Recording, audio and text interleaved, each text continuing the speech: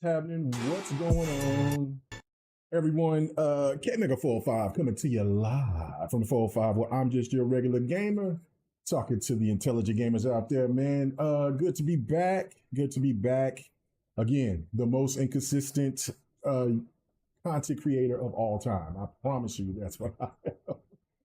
Anyway, no, had a couple of bad moments in the sense of getting a little sad about my mom's passing and stuff like that. So I kind of just wasn't in the mood to stream, do anything. So that's why I haven't done anything. I was watching the Dallas Detroit game, and I did enjoy seeing Dallas thoroughly beat that ass. I mean, get that ass beat, but it reminded me of when last year when a really good game between Detroit and Dallas.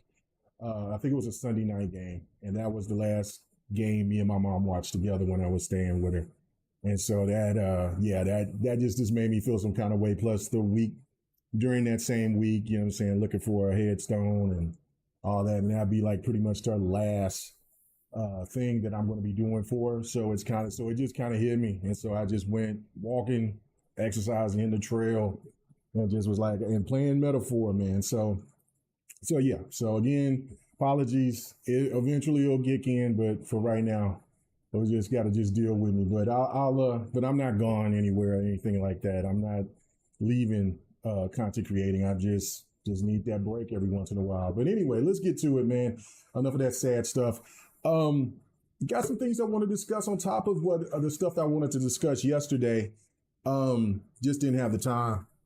So anyway, I guess I should start off with the great news about Dragon Ball Z Sparking Zero. As a fighter fan myself, I think that it's one of those things that you look at it and it's really, really cool to see a fighter in this time towards the end of the year where a lot of the bigger titles are going to be dropping. And it's really cool to see those games, a game like that, take off like it did. 3 million in 24 hours.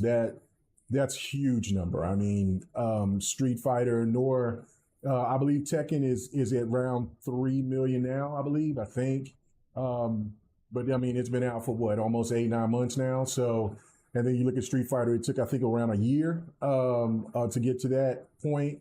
Mortal Kombat, of course, it sold about that much, but just for it in 24 hours, that is huge stuff. I'm very, very happy about that. What's going on with you? What's happening with you, George? I appreciate you coming through. Yeah, so I mean, that's a really good deal. Really good deal. Again, like it was trying to let people know, slow your roll. Don't try to compare this great news about a fighter getting all this all this, give it its flowers, but let's not try to compare it to Call of Duty, because there was a lot of people that was trying to make that claim. It's not going to happen. Call of Duty, I think, is going to do an insane numbers, just because of the fact that the game, it's going to be on Game Pass. It's Black Ops 6. And the fact is just Call of Duty. Call of Duty is, I will not, and never again will I ever pull away from saying, or going back to saying that like Call of Duty is going to be done or whatever. No, I'm pulling back on that. I'm pulling away on that. I did that. I succumbed to the throne needle and come to the realization that the mighty COD is the mighty COD. But for Dragon Ball Sparking Zero, man, it's a fun game. Really cool. Need to put more time in it, but I've been, as you can see, gameplay of me going crazy on metaphor. I will be doing Fight Night tonight, so I will. There's nothing stopping me from that. So we'll be playing some more Dragon Ball Z Sparking Zero, and eventually getting back to the Mortal Kombat expansion, finishing that story, or at least knocking out some more parts of that story. So I will be doing that tonight. You know what? Listen, I think it's really good for a fighter. Where would you place this game out of all the fighters right now? I would say right now it could be the most fun. I mean, listen, this thought process about that Sparking Zero is going to take away, is going to take fans away from Tekken or from Street Fighter or from any other fighter that's their fans' favorite is absolutely ridiculous. I mean, people have their favorite fighters. Sparking Zero is not going to take me away from or stop playing Tekken, but it will definitely. It does. It definitely has my attention. I mean, it's just a fun game, and that's another thing too that I like to kind of throw into this little wrinkle into this whole situation as well is that we know that there's going to be a patch here, a patch there, and maybe Sparking Zero might be one of those games that might be an Evo game. I have no idea. I'm thinking maybe because of the popularity, it might. Don't know yet. But I'm sure that they'll make an appearance there. Will it be one of the top? Yeah, I don't think so. But don't wreck it. See, this is the biggest problem I think with, and I've alluded this, especially with shooters like with Halo, with COD is a little bit different because COD is COD, right? Battlefield 2042 needed needed a ton of work.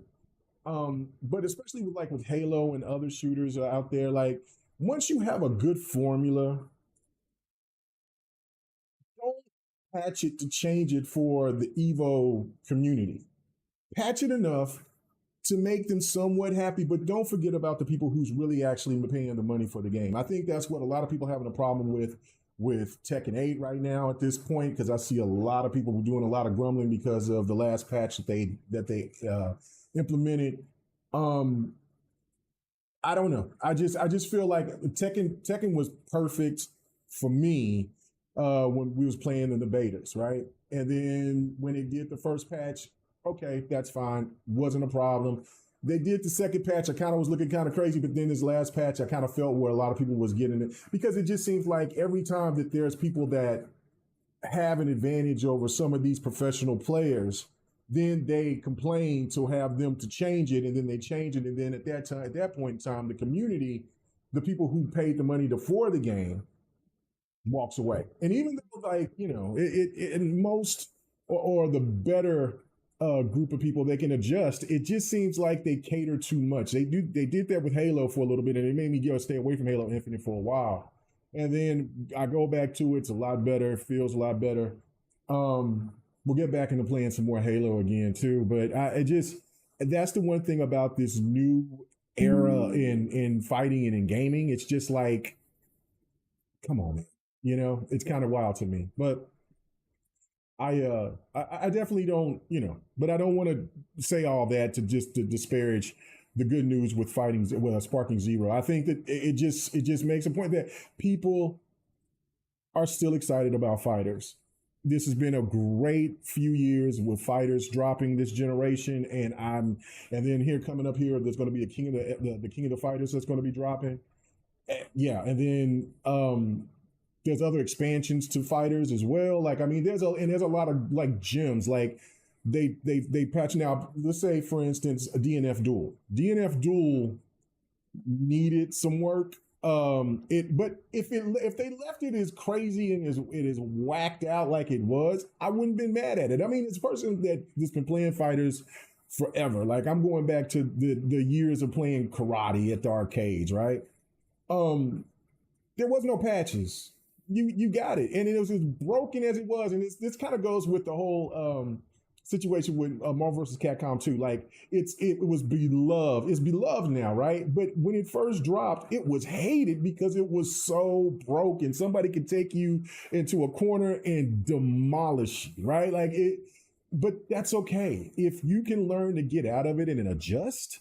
That's all that matters. That is all what matters. What's going on with you, Stanley? And that's kind of like what I looked at it like. I love what they did with DBZ Fighters. At the end, they brought in, I think it was Gogeta, and he was broken, but he was badass and it was fun. So what if somebody plays with it and just learn to adjust, and that's it. And I wish that we would get to a point where you do a couple of patches, especially if you're bringing in the new characters of how they do the DLC and stuff like that. Patch that, but then let's not do a whole bunch of patches to redefine this. something that might be somebody else's strength. Um, you patch that and then you turn it into a weakness. It really just doesn't make any sense on certain levels. I understand if things are too broken, but that's what's the situation with games. You're not going to really make a game completely perfect for everybody. There's going to be people that's going to feel uncomfortable in any type of game when you're playing with somebody online. And then there's other factors that you got to think of is their online connection is really good. I mean, I think more about looking at the cheating aspect of it is more important to me than making some defined changes here and there to alter something that may be a little broken in a system that somebody just needs to adjust to. I mean, it's just part of it. I don't know, but that's neither here nor there. I just think that this is a great news for Sparking Zero. And I think it also the big kick, the big boost to it is also Blazing Strike is looking good as well. Like, I mean, there's a lot of fighters that's coming, a lot of lesser known fighters. Like I played Corrupt. I talked about that, I believe, last week.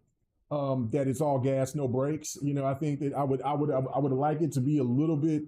You could have a little bit more defense, but if the game comes out like it is, like how you played the demo, with some redefining on graphics and smoothness with the animations, I'm cool with it. I just have to adjust.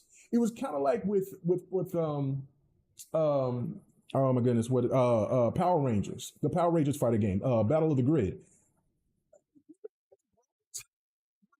Absolutely fun to play. Like not everything has to be defined to be perfect. Like that's the one thing about fighters and shooters.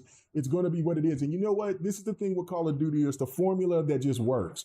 Everybody complains about how broken the system is with Call of Duty, but everybody goes back because you get familiar with it and then you get better gradually. What you just don't want to deal with is cheaters. And that's, I think, the biggest thing with online gaming these days that we have to pay attention to is about the cheating aspect of it, where people just go in here and then they've done some great changes, especially like when you're playing with Madden and other stuff like that, where if a person quits, you get the win. But the lag switching stuff and I forget what it was called. Somebody that I was playing against was explaining how they do it and how they manipulate the system. Like their internet can be fine, but they could connect something and they could do whatever. And I'm just like, it's really not that serious. I don't care about being, my goal is to want to eventually try to get to the highest Tekken level that I can get to. But if I don't get there, that's fine. You know what I'm saying? I'm not here. I'm not an Evo player. I'm just a competitive player that I love Tekken, and Tekken is my favorite franchise, and I just want to win. I just want to play, and I want to have a good time. And if I don't win, then I just get better. And if I see that person again, then I'll learn from the mistakes that I did from when I got beat. That's how I adjust. And I think there's so many people that just don't like to lose that they will cheat and feel that they're vindicated on beating ass because they cheated, and that's just not how it's supposed to be played out. It's pretty ridiculous. But yeah, no, I think that 3 million in 24 hours is great. The momentum of unfortunately the creator of Dragon Ball Z passed away. I think that brought up a lot of attention to Brazen Deal, but it's just fun to play. It feels insanely incredible. It's really, really good. It's selling on all consoles. I think it was number one on Xbox. I think the standard version was number one on Xbox last week or something like that, and I think the Ultimate Edition was like in the top 10, something like that or whatever. The last time that I checked, and then I seen somebody else post it as well. I'm sure it's doing well on PlayStation. I think it's doing well on PC, but it's 3 million in 24 hours is incredible. That's incredible numbers. Yeah, you know what, Gen X, it is. And I know the difference. What's going on with you, DeBlue?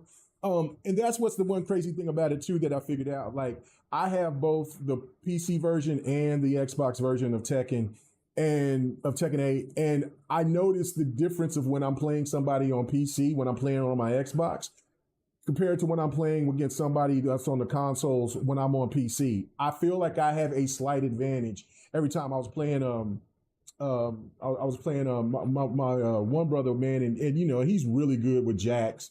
And so like, he whooped my ass pretty good. He was already higher level He beat me pretty good, and then I started to figure out a little bit. But then I'm just kind of like, man, I'm anticipating because I know Jack's moves. I mean, I've been playing Tekken forever, and what you do love about legacy fighters is that you can anticipate those moves. I know I got older and the hands ain't moving as fast as they used to, but I can still anticipate those frames where they're going to drop, and all of a sudden I'm still getting hit, and I'm like, I'm already hitting the block button. So then I'm like, I even went to one time go into the fight stick, and still, and so.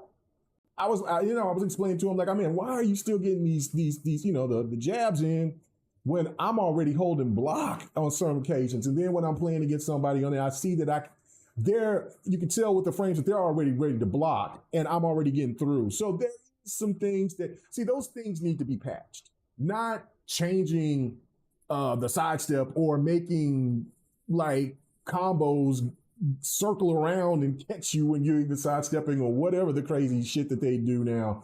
That is just that just takes away from the immersion of what it is. And I understand that this version of Tekken is supposed to be a lot more offensive. It's just kind of the trend of what's been going on with fighters here for the last, I would say for the last 10 years. But what I am excited about is that I'm looking at Mark of the Wolves, which is the King of the Fighters game that's coming out in January. It's January or February of next year. And it's very defensive. It's very defensive. And I'm a person that loves playing defense. I'm a defense, offensive type of player. But, I mean, I could turn it on as well, but I just prefer to see what my opponent wants to do, because a lot of people have a pattern, and that's just kind of how I play on it. And so and you know what I'm saying? And then when they adjust to me, then I adjust back. And that's the thing I love about fighters, because of the fact that it's just you against them. And you don't have and there's no team. It's just you and them. A mano going against each other. And one of the best moments, win or lose, is when you have those battles that go down to the wire. It's an epic fight, and you're trying to figure out what move to use in the last minutes, in the last seconds, and it's great. That's why I love fighters so much. And I mean, with shooters, it's cool, and that's why I kind of do like Halo the way that it is, and that's why it's my favorite shooter. It's because it does have that kind of back and forth fighting style, and I do appreciate that. I think that that's something about Halo that makes it unique, and that I don't want to see a lot of things within Halo being changed in that aspect, especially with the multiplayer. Other than abilities and things like that, I think that the best part of for me, as you guys know, as I love Halo 5. Multiplayer, is that I thought it was perfect the way that it's set up. Like, it still was that balance between, it's just added more features. Like, okay, I'm in a position to where you can outshoot me. Well, maybe I can outmaneuver you. Maybe I can kind of evade, or I can give you the shoulder block, or if I can kind of jump somewhere and then you're under me, but your aiming is spectacular. So I have to be a little bit more slick, and maybe I could do the ground pound and things like that. And I just love that back and forth between Halo 5. But I mean, like, what Halo Infinite does, I'm not mad at it. I like it. I just wish there was more guns.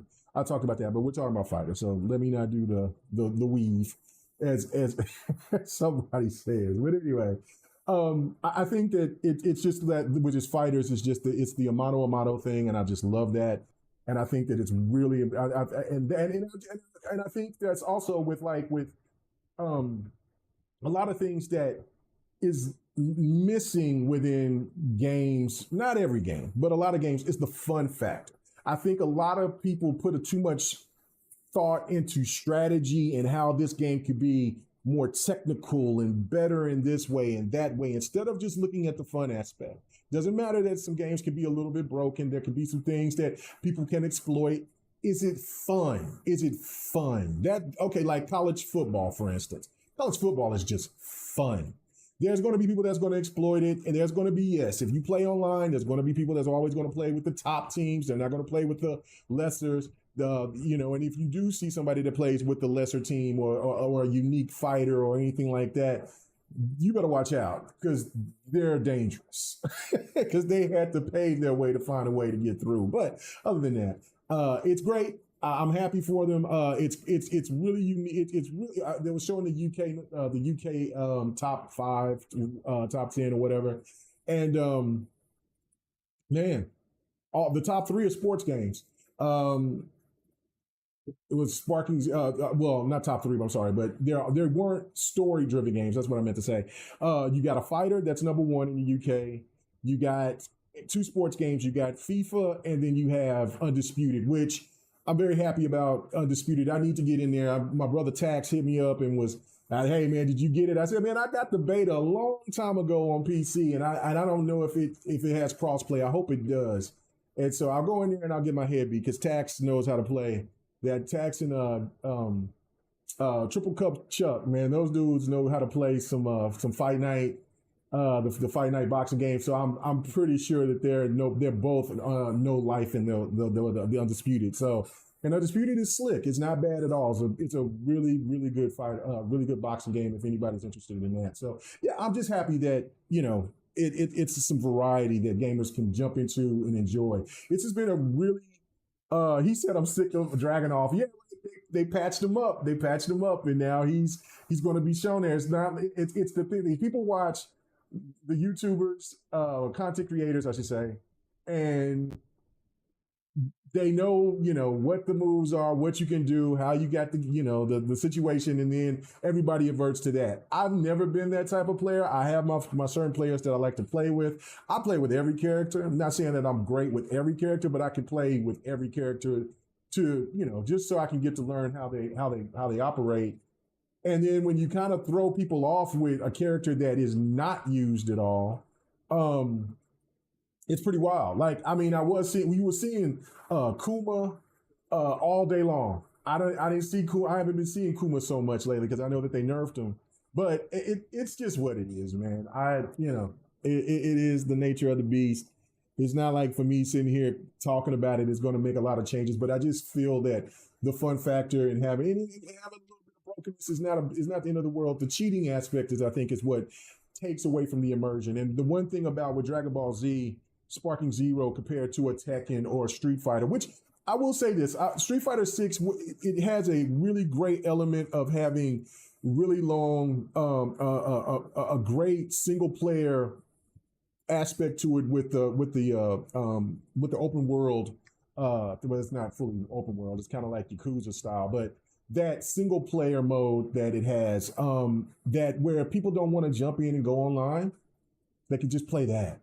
Or, you know what I'm saying? And instead of just playing against the computer over and over again. And then if they play enough and get good enough, they can try their luck and jump in there and play online every once in a while. But then that's something that I think the Street Fighter has. Tekken has the single player aspect, but then once it's done, it's done. You don't want to keep going back over and over again. And that's another thing I think. Well, like with Mortal Kombat, that's why Mortal Kombat is so popular with the casual market, is because it does have a long, robust single player, and then they also come with the expansions. And even though Mortal Kombat 1 is getting a lot of scrutiny because of the way that the style is, because it's so different, I can say that the last time that I played it, which was a few weeks ago, that they redefined a lot of stuff. It felt a lot better. Now maybe that I didn't play with anybody else, but just with the with Cyrax and Sector. But I'm like, damn, this feels really good. They feel more immersed. I could do more. It didn't seem like it was so the controls were so stiff. So that's what it is. I think that like with Dragon Ball Sparking Zeros, that you could just have fun if you're a single player and you can jump. If you're just a casual that don't want to play people online and you just want to play single player, have at it and play the story mode and just go through it and enjoy yourself. The way that it's the way that you can play with this computer, with all the characters that it has involved. It's just a fun damn game. I was having a blast when I was streaming it the other week. So yeah, no, I'll be playing some more tonight. I gotta get in and play some more. I was playing the story mode. The Vegeta when he turned into the monkey, he beat me down like 2 or 3 times, and then I figured him out. Like, so if anybody has a problem, keep your distance. keep your distance and then come in and drive in because he's going to do some other things. And please do not try to use the blinding technique because I thought I could blind him and it didn't work for me. I just kept getting my ass kicked. So I was like, okay, I got it. We need a new Shaolin Monks. You know what? I would like to see Shaolin Monks drop. I think that's a new twist with fighters can do that. Not all fighters, of course, but if they can add a single player layer to it to where it can draw in the casual market more, then you'll have more access to stuff like that. So you know what I'm saying? It's that's to me is where I think that the benefit and why Dragon Ball Z Sparking Zero is so successful is because of that. Like the casual fighter fan, they don't want to get their ass beat by sweaty ass players all the time. They don't mind going in and learning and playing, but they do want to feel like they're good enough to play and have a good time. And the one thing about it is when you play against somebody who's really good, is that they want to stay on you. And and for the most part, most people will leave or me, I'm a knucklehead. If you watch me do my fight nights, I'll stay. I'll stay as much as possible, unless I see some cheating or some other stuff that just doesn't seem right. I'll back out. But for the most part, I'll stay there until I figure you out. But not everybody wants to deal with that. So, and I feel that. I definitely understand that. So anyway, but yeah, 3 million is fantastic. I think that it's just great. But that's not the only thing I wanted to talk about. I wanted to get into something. I'll get into the Ubisoft thing here later because something already got debunked. It got debunked yesterday as I was looking into some stuff, and then I was seeing about XDefiant. So I'll talk about that probably at the end of the stream. But I want to talk about something that, and this is kind of wild. I'm over here going to agree with Sean Layton on something, right? Matter of fact, on two things. I know. You're an ex-tournament player yourself. Yeah, I've been in all types of tournaments, but my tournaments were arcade tournaments. Now, the only tournaments that I went to that was with console was the Madden tournaments and the college football tournaments and the NBA 2K tournaments, stuff like that. So I know that vibe, but the game is totally different though. Like, I mean, I'm looking at since you're an ex tournament player, you understand how this thing is. Like, I think that you would be skilled. I think that I would be skilled enough to be into the Evo scene if I knew about it back then. If you know what I'm saying, I know the Evo started in the mid 90s, but I mean, you know what I'm saying. So if I knew about it back then, I would definitely. I mean, I'm out here playing Tekken on the arcades with the Koreans. And, you know what I'm saying? I'm over here getting busy. So. Yeah, there would be no question. You know what I'm saying? I can still compete with a lot of people now today at me being almost 50. So it's just like I can handle my own. It's just the more of the thing to me is that the patching of the game. Once you get a feel of a game and then they change it, it does lose its luster. I've gotten, and maybe that's just me getting old and kind of sitting and being an old man on the line like, you kids always changing stuff. Like, so I understand that they want to make the game better, but it's kind of get on my nerves sometimes because once you figure something out, then you have to figure something else out again. I'm kind of like, all right. Now anytime a new character come in, I don't complain because I understand that they have to patch that in.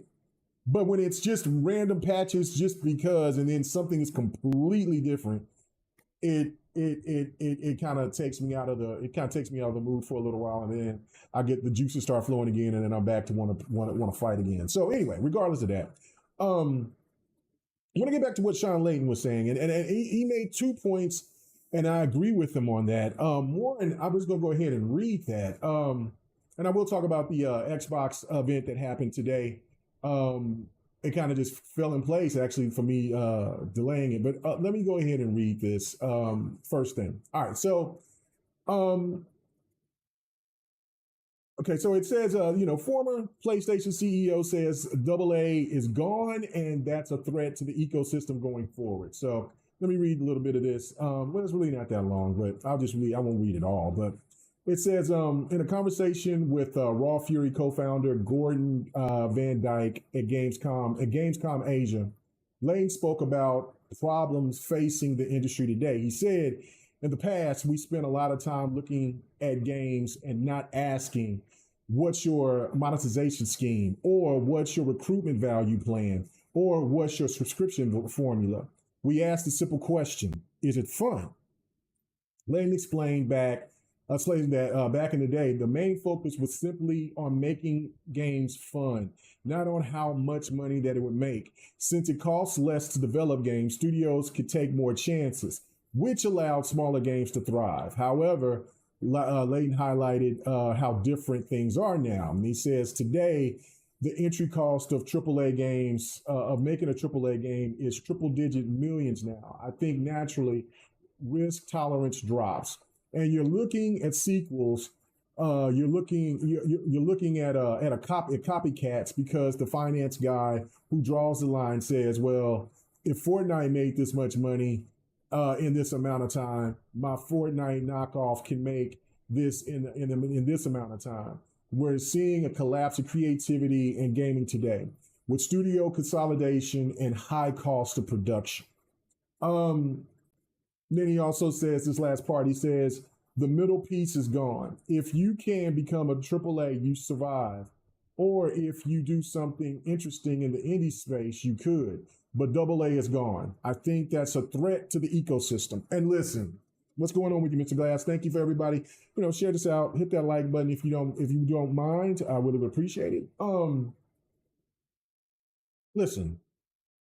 He's absolutely right. I've been on this kick for a while as well. I said this many moons ago. I made a video about it, talking about it once the big once the big corp, once video gaming got ultra corp, we were going to have these type of problems. I called this out. I said this. I said it's going to get to a point to where certain games are only going to be allowed into the gaming system. I mean, into the gaming space, because the demand of making these games is what Sean Layton is alluding to as well. Is that it's going to cost too much money, and we're talking about it then, where they're talking about making a game at 50 million to 100 million, at the time, 20 million to 100 million or whatever for a AAA game. When you hear about, after the Sony leaks, about Spider-Man 2 costing $365 million, and then you hear people complaining about how the game wasn't as good as 2018's version, yeah, that's going to put a lot of pause on a lot of people, right? Like, that's going to see, these investors that comes in here, they're looking and seeing, this is the thing that's the miss right here, right? When he said, when the finance guy comes in there and says, well, Fortnite made this much money, my Fortnite knockoff can make this amount of money in this amount of time. That's where you're going to kill gaming. That's where you're going to make gaming into the cell phone space, because that's not how gamers operate or think or rely to. Yeah, we understand that you want more casuals, because the casuals, but the casuals aren't buying games at this level, because then what you're asking casuals to do as well is to pay $70 for a game and not take take $70 for it. It's not happening. The consumer is not stupid. The consumer will bend. Some consumers might even break even, but then when you break them, that doesn't mean that they're going to want to be broke again. They're not coming back. They'll find something else, a new type of entertainment that will satisfy their needs. And that is where I agree with Sean Layton a whole bunch, because that was the thing that was the missing part of the Xbox One, and to me, the PlayStation 3. I'm sorry, the Xbox One and the PlayStation 4 generation. Even though the PlayStation 4 thrived off of the big budget titles and off of their second party deals and things like that, Xbox One didn't have enough of those record type of games. And then when they did have a game like that, or even Ori, even though Ori was beautiful, it looked like a AAA game. They got shitted on.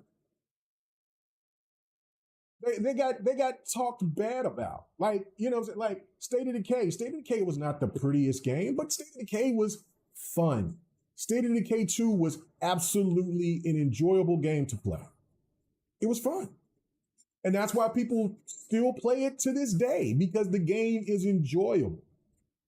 And we have gotten away from that. We do have too many people that's in the content creator space that wants to try to tell other gamers that, listen, this game, yeah, fun matters only because it's on it's from the side that I support. Like, yeah, well, my PlayStation here, it's fun. I mean, my PlayStation is making a fun game, so you have to agree that it's fun with me. Or Xbox have to make something fun. Well, they make this game fun. Well, you have to agree with me. While the other side is shitting on it by saying that it's dull, it's stupid, it's whatever. It's like, for me, it's like, okay, listen, foam stars don't look great. Doesn't look like it's something that doesn't look.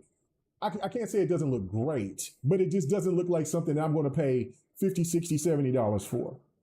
If it's a free to play, if it's a game that's $20, and if it gets on sale, $15, $10, I'll go ahead and put the money down and give it a shot. It's not like I'm not afraid to play it. It's just that when you're asking for crazy prices for a certain game, it doesn't make any sense. It's just going back to the point of like how I feel about Hellblade 2.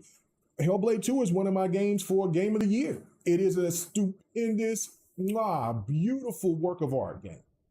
It's not going to be for everybody, but the game itself is a marvel. What I'm saying, that it's better than every aspect. I don't believe those lies where people tell you that the combat is not better than the first one, or the puzzles not better than the first one, or the game itself is just not better than the first one. They're full of shit. The realism is that Hellblade 2 is a much better game in every way, from sound to music to voice acting to everything within that game is better than the first. But it's not a game that is God of War or Halo or Uncharted or anything like that. It's in its own lane. But yet you have people that wanted to talk bad about that game, which is ridiculous, because you want games like this to flourish and to have an opportunity.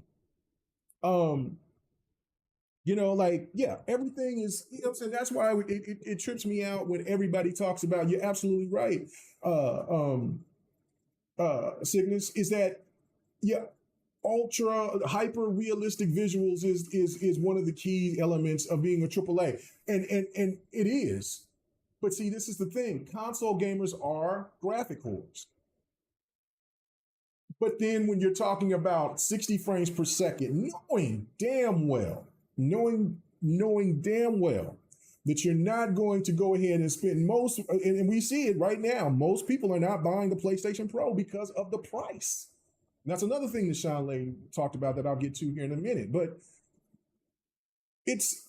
the era of the 360 and the PlayStation 3 was, and way before that, the age of the AA was the filler. But at that time, I thought it was just extra special during that time, during the 360 and PlayStation 3 and the Wii and the Wii U era, those AA mid games that you knew that production wasn't always the best.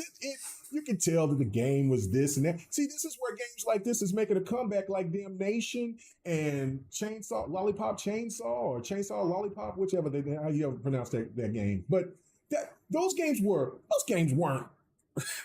AAA bangers. Those games were absolute fun ass, just wild games to play.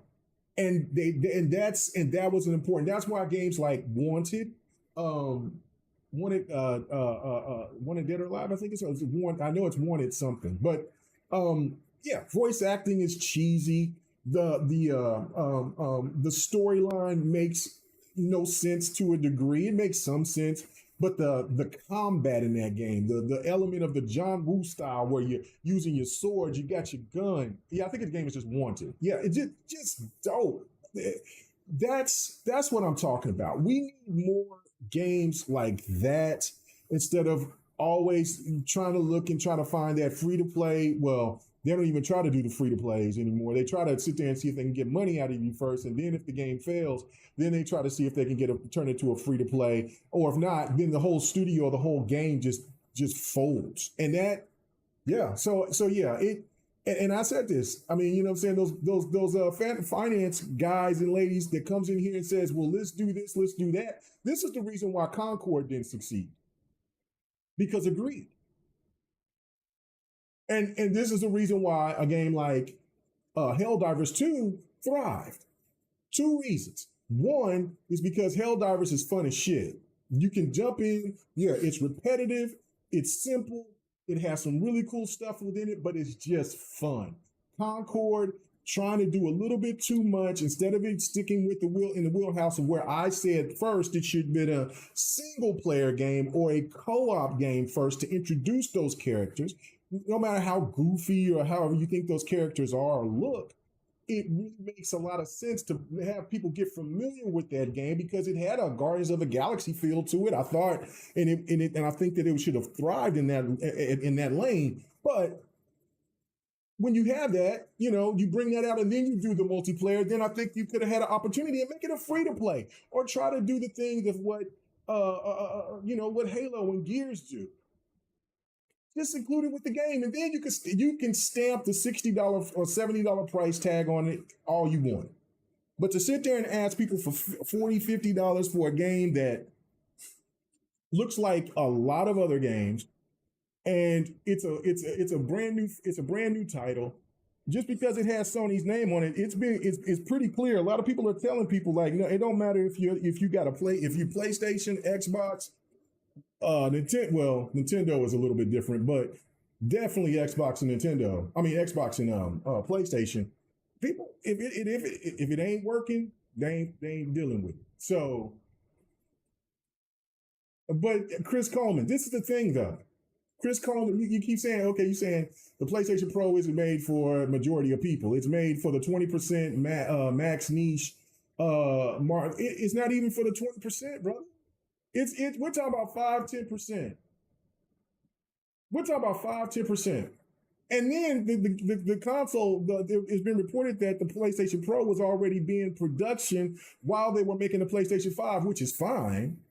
But what you could have done is just bring out the PlayStation Pro and not even have to worry about but maybe it costs too much. But the difference is it's slight, or maybe the technology of the PSSR wasn't fully recognized yet. I don't know. There could have been a whole bunch of factors to it. But regardless, people ain't buying this thing like that. And that so-called 20%, I mean, you could have saved that and added all this for the PlayStation 6. Because like I said before, you're cannibalizing yourself, because there's going to be people that did buy the $700 PlayStation Pro, or even the $1,200 PlayStation limited edition, PlayStation Pro limited edition. They're not picking up. That's I would say 5% will go ahead and will get a PlayStation 6 if they already paid that much money for that. I'm just being real with you. And again, this is my part about the games. I'm going to get to the other part what Sean Layden was bringing up about the consoles. But I think that is something that is drastically needed about the double A's, and these investors is too damn greedy. They're trying to sit there and milk every penny out of gamers, and gamers aren't necessarily biting. And this is why you have studios closed. This is why you have games that have a lot of potential that could probably thrive if they give it an opportunity. Shut it down. And yeah, no, this type of thing right here is part of the collapse because of the creativity. You have to have creativity to bring in a bigger audience, because if it's just only about making the money like Call of Duty or Fortnite or some other big known titles, there's only going to be more and more of those titles. And then when you keep seeing remasters and remakes and definitive editions and collector's editions on top of it, you're going to get to a point to where that people are going to start getting tired of it, and then they're going to start taking their money elsewhere. And then they'll just still buy that same one or two games. And then you have all these, like, there's so many games that's coming out right now, right? People aren't going to sit there and just go crazy and buy games in bulk if you keep charging $70, or if you're even talking about making games $80. Good luck. Now, Take Two can sit there and say that because they have at least 3 games that they can make that they can push that, right? There's a lot of studios that don't have that type of clout to where they can ask for $80. I mean, hell, just look and see exactly what the sales numbers look like for PlayStation games. They are all down compared to the PlayStation 4 because, and I think something's contributed to it is because of the fact that of the $10 extra price tag. I think that definitely has something to do with. So it's just the facts. I mean, you know what I'm saying? Like, you know, well, I know that they're making the PlayStation Sticks now, and I mean, it's supposed to be the rumor is that it's supposed to come out into 2028 or something like that. Xbox will definitely drop theirs before that, but we'll see. We'll see what the prices are because again, when you charge $700 for a mid refresh, what you're going to be asking for with the new console, right? Like, and that kind of goes to where I'm going to go with this, with what another thing that I agree with Sean Layton about, and he says, you know, and I'm not this a pretty, it's not a long read, but it's it's not that long. I'll go ahead and I'll read this part. I'll read a little bit of it. Sean Layton says, during a 30-year career at Sony, served as CEO, whatever. Okay, that part is, let's get to the part. He says, we're done with things this way for 30 years. Every generation that costs went up and we realigned with it, he replied. We've reached the precipice now, you know what I'm saying, the ceiling, where the center can't hold. We cannot continue to do things that we have done before. Lane added that he believes that in order for the console market to remain healthy, they must also appeal to a broad audience of consumers who weren't previously players. All right.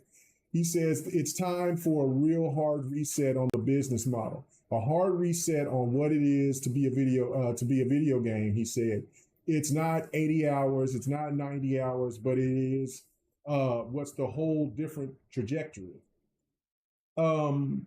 When you ask about the future console hardware, when he was asked about the future hardware, Layton said that he believed that the power boost on its own will not appeal to the majority of players, which is not. You know what I'm saying, it plateaued. We're in a stage of hardware development that I call only dogs can hear the difference. That's pretty wild. He says if you're playing your video game in sunlight, and sunlight is coming through your window into your TV, you're not seeing any ray tracing. It has to be super optimal. You have to have an 8K monitor in a dark room to see those things. We're fighting over teraflops, and that's no place to be. We need to compete on content, jacking up the specs on a box. I think we're reaching the ceiling. Sony will introduce the PlayStation 5 Pro next month, blah, blah, blah, blah, blah. And so, was that it? Oh, yeah, that was it. And so he says, he says, the race is nearly over.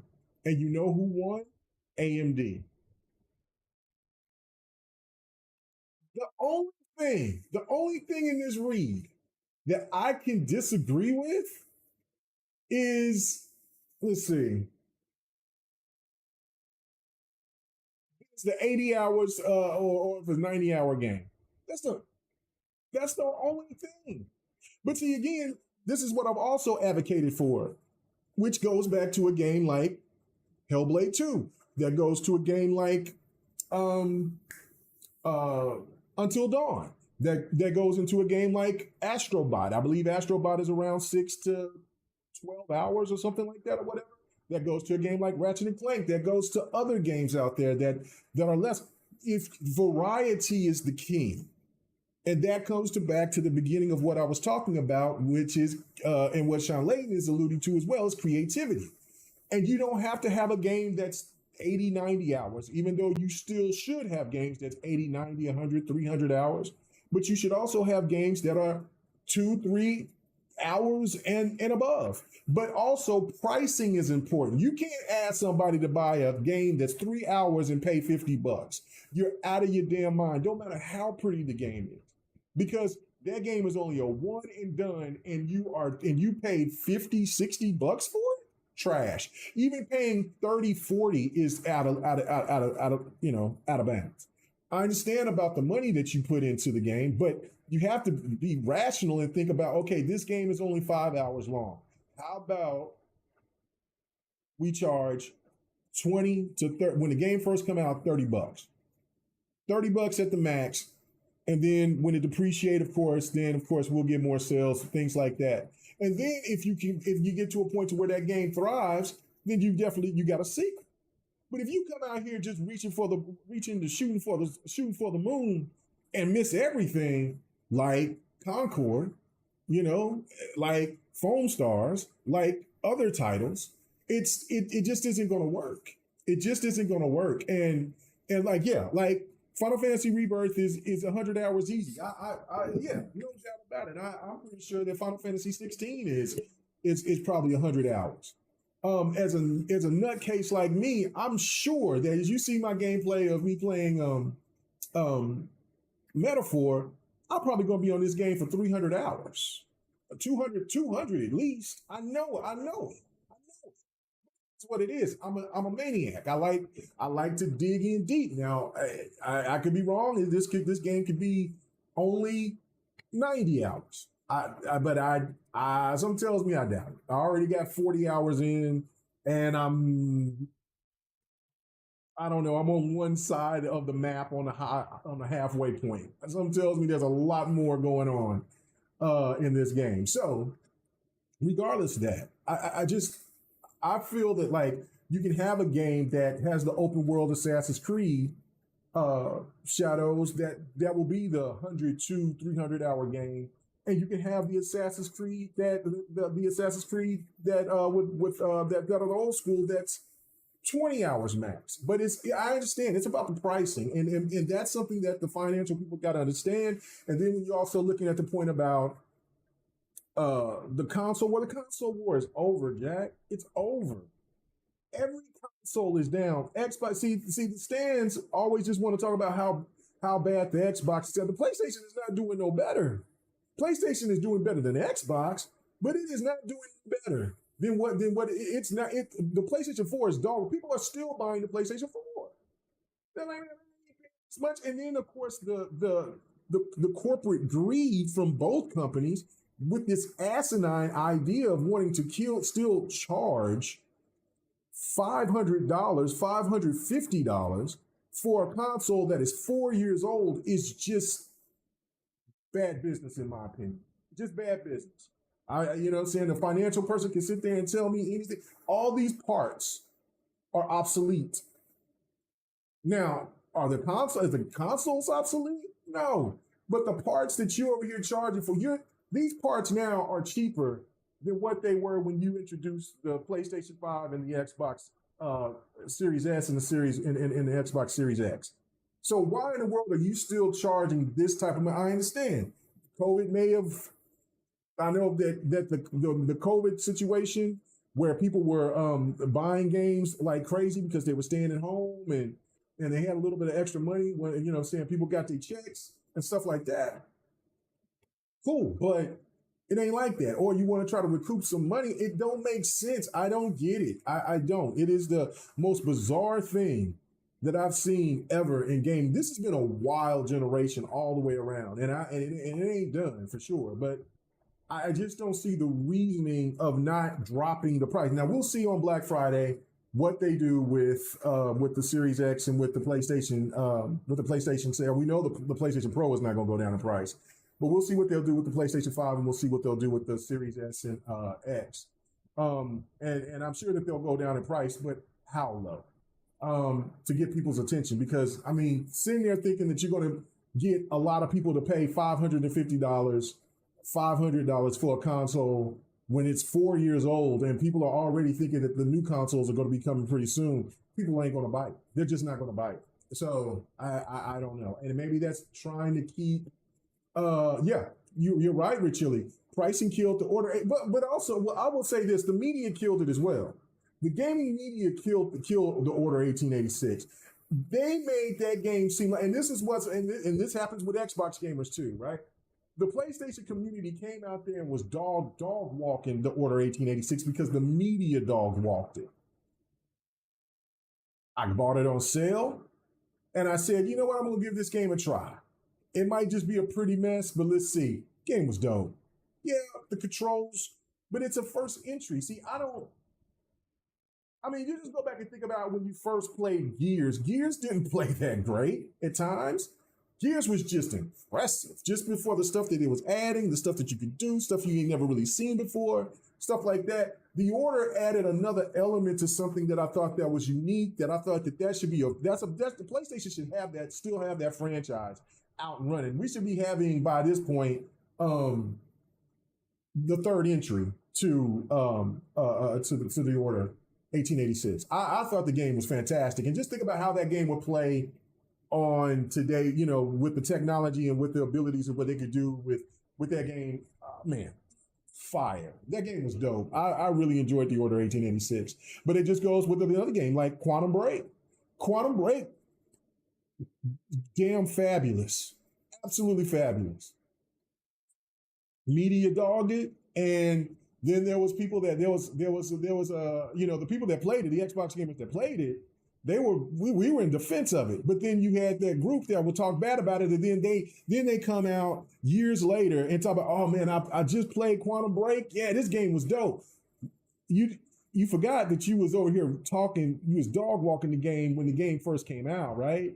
And act like you played that game. We get a lot of that. We get a lot of people that talk about these games, never played them, and then they come back years later and play them because the game may be in cheap, or it was in their backlog, and they're like, let me give this game a try, whatever, and then talk up on it. It's too late now. Like, I would hope to see a sequel to it, but I don't think that they'll do it now with Alan Wake and what they're doing with their stories. They're trying to combine all their stories together. Possibility? I don't know, but still, lost opportunities, and it just makes me sick. What's going on with you, Verge? What's happening with you? Yeah, it needed a port. Just remove the film grain and the rather. Well, hey, if they brought the Order 1886 to the PC, I'll buy that. I'll buy that in a heartbeat. I'll buy it since they did Until Dawn.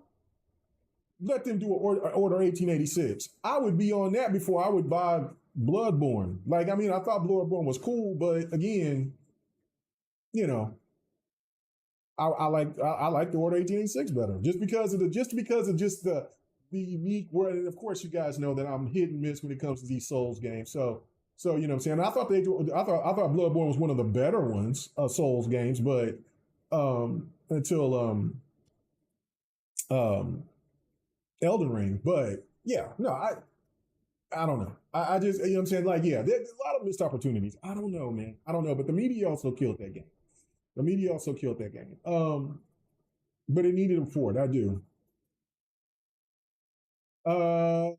Just saying, and let's thank Facebook for increasing the prices of their device. Well, no, that's true. See, yeah, that's what I'm saying. Like, the corporate greed is what's going to drive people away from not getting the numbers that these people think. Like, I get the ABK deal situation, right? I get it. Microsoft don't be playing around when they walk talking about their money, right? So they're like, look, we spent this money for it, we want it back. But we also got to understand too, like, you can't just price gouge the hell out of the consumer to try to hurry up and get that money back. Sometimes you gotta let that money, you gotta let it slow burn, right? Like, and we'll find out. Listen, I think that the Game Pass will increase. I don't know the rumors between, because I believe PlayStation has still got the contract to some degree or whatever. There was an agreement, I guess, where you can't talk. I don't know if that's true or not. I have no idea. I know I've heard it numerous times, numerous places about Xbox can't promote Call of Duty being on Game Pass.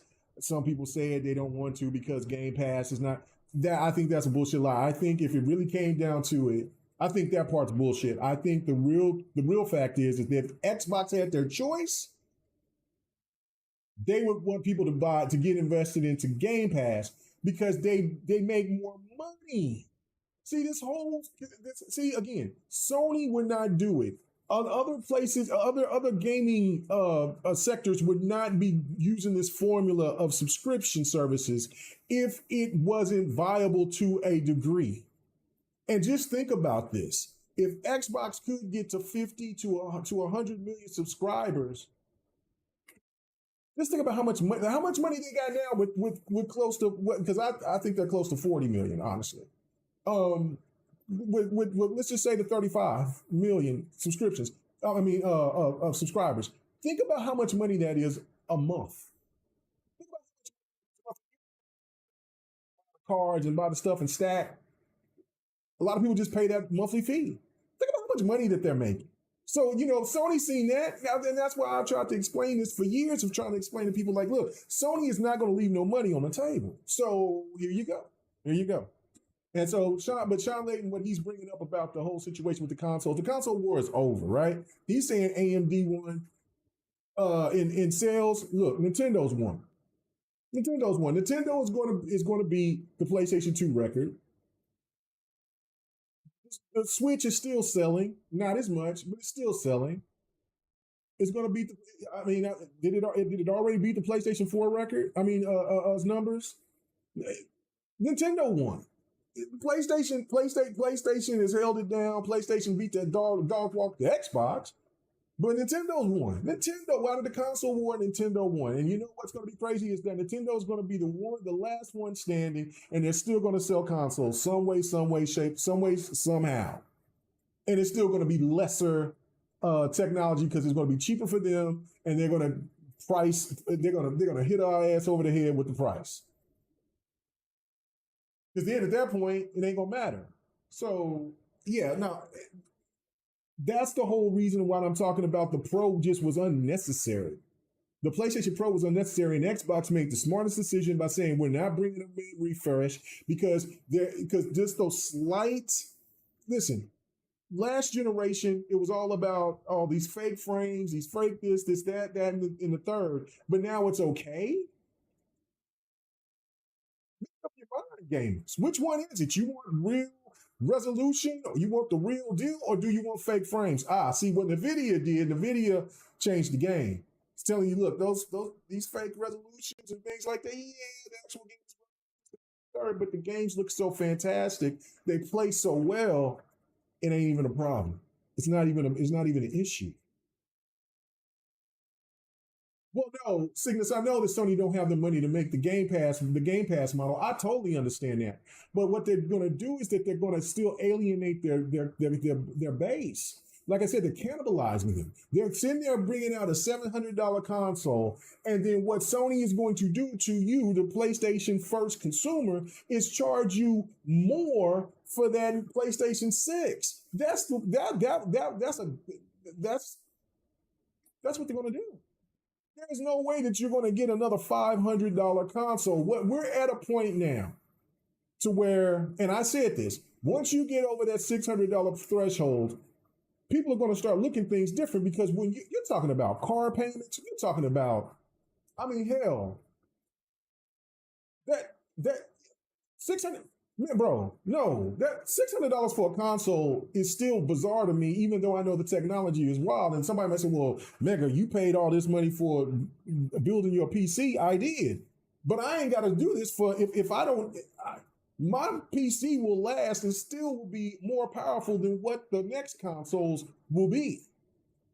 If I don't even touch this bad boy and take it to the next generation, those consoles will not be on par. None. Nintendo, Xbox, or what's it called? Nintendo, Xbox, or oh man, I forgot this thing acting weird. I wish I could sit there and hold that in. Nintendo, Xbox, or PlayStation. They will not be on the equivalent of what my graphics card is today. It will not. And if I upgrade my graphics card, okay, I'll pay that You know what I'm saying? I'll do another open box maybe. You know what I'm saying? Where I can find a little cheaper. If I decide to do that in the next few years or so, then you know what I'm saying? It's definitely not going to be on the wavelength. So again, Sean Layden is right. Like I can't believe I'm saying that he's right, but he's right. It's capped. You're not graphics is getting to the point to where it's now ultra realistic. This is fantastic, and we understand that it's costing more money. And then you bring in actors in and actresses in, and all these different people and entities and the technology and stuff like that. But I thought that Unreal Engine 5 was supposed to alleviate and cut costs. How in the hell is everything costing more? Something ain't adding up. And I don't know, man. I don't know. It just doesn't make sense to me. It doesn't make sense to me whatsoever.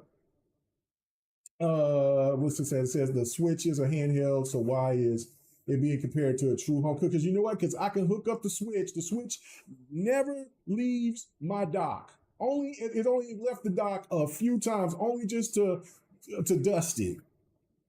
To dust it. It stays docked the whole time in K Mega's home. I play it off of my television. I don't sit there and I don't got time for all that. If I'm busy, got to go somewhere, I'm not bringing that thing with me unless there's an emergency like it was when the last time that I took it with me and played the hell out of it when it was the handheld mode. And that's when the lights were out and I went and stayed at my mother-in-law's home for about a week or so. We had that winter storm a few years ago. And so, yeah, no, absolutely not. No. And it was useful then, and I was like, oh yeah, this xCloud, fantastic. But now I got my monitors, I got my TV. No, bro, I ain't doing all that. I'm not doing all that. The switches, and this is what's crazy too, is that listen, I will be excited for Xbox to have a handheld. Would I get it? It's according if it can be docked, because the rumor said that they might do a docked that they can have an option for it to be docked. I'll copy. If just to get it, I might at some point, just because it's an Xbox product and I like Xbox stuff. But I just probably most likely just wait for the next Xbox.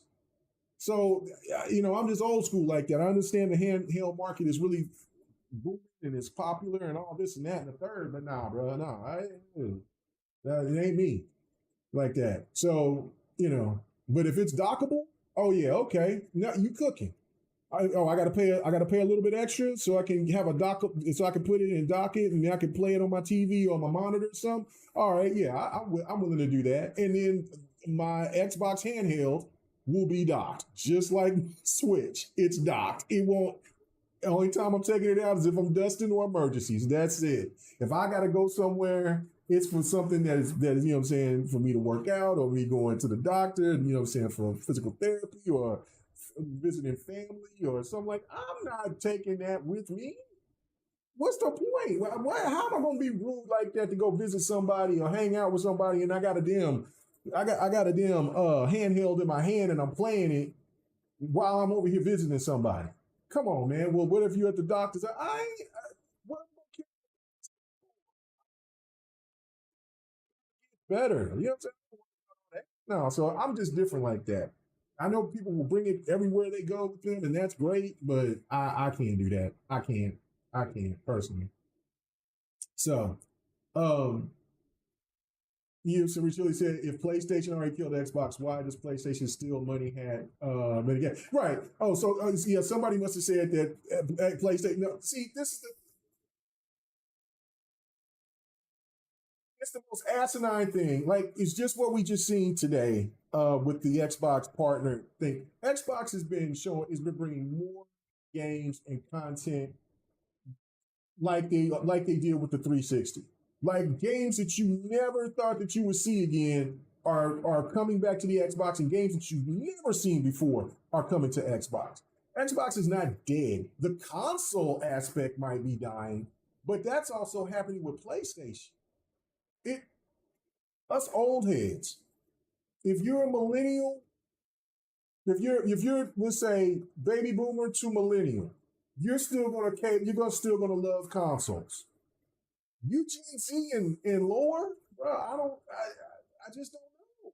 I don't know. I don't know. I don't know. I just don't. Like I said, that's why I've always said that the consoles will fade away at some point. There will still probably still be consoles, but there will be like the record. There'll be like the cassette. There'll be like the CD. You can still find places that have them, but for the majority of consoles, gaming or something else. You know, like it just it's too convenient. You see what I'm saying? Like, if you can sit here and be more, it's convenient for the companies, it's convenient for the customer. Case in point, think about the CD for a second, the music CD. I could imagine at a time I never had these arguments with anybody or debates, but I could imagine at a time when we saying like, oh man, this music streaming stuff from Zoom and from the iPod and you know, man, this thing gonna take off. Man, the CD's in trouble. I can guarantee you say, oh no, there'll always be CDs, bro. Like, man, you can go to the store and get a CD right now. You gotta wait for this, that, and the third, and buy this and that, and you don't know if it's gonna work. Look what's happened to the CD. How many people go buy CDs today? The, that's what we're seeing with consoles. The era of the console is done. It's on its way. It's on its way, not completely out, but it's fading away. Look at these numbers. Not just talking about. I mean, Nintendo's numbers. I mean, now the Switch has been around for a long time, so but we'll see with the Switch too. Like, yeah, it's gonna sell like gangbusters when they first drop. But let's wait a year or two after the next Nintendo console comes out and see if their numbers are going to be anywhere compared. And also, it's got to be pricing as well. But we know Nintendo is going to sit there and it ain't going. It's going to play. It's going to do what they do. So yeah, we'll see. We'll see how many. We'll see what that looks like. But yeah, PlayStation comes out with an $800 console. If Xbox is coming out with the same amount of console, then what do you think is going to be the next console? You know what I mean? Like, how much do you think the next console is going to be? Nah, bro. It just don't. You know what I'm saying? Like, what's our limit as gamers on when we buy a on what is the price that we say, nah, I'm good. I can't go no further than that. It used to be the $600. Got some people that 5, 10%. I think it was Chris Coleman that said 20%. That will go ahead and do that, but that's not. Listen, that $500, and then you raising it up to 550. PlayStation 5s ain't moving like that. They ain't moving like the PlayStation 4 was. See, and that's the consumer is not going to sit there and keep doing it. So there is a limit, and I think that is, and then you hear more and more people talking about that they're going to go to PC or whatever. Here we are. Here we are. I think that's the case. I think that and I think that's what I said. I agree with Sean Layden. I agree with him 100%. I think that yeah, they're pricing out, and it's just like with what he's saying with the TV. See, the worst thing, and I've said this numerous times. I'll say it again. The worst thing that got involved into the console gaming space is allowing PC guys or PC terminology to be used within the console space. Because the reality is that a console is never going to be on par. Those days are long gone. We're talking about the 50 series from NVIDIA, and for whatever the series that the AMD is going to drop. We're talking about next level stuff here that they're going to be bringing.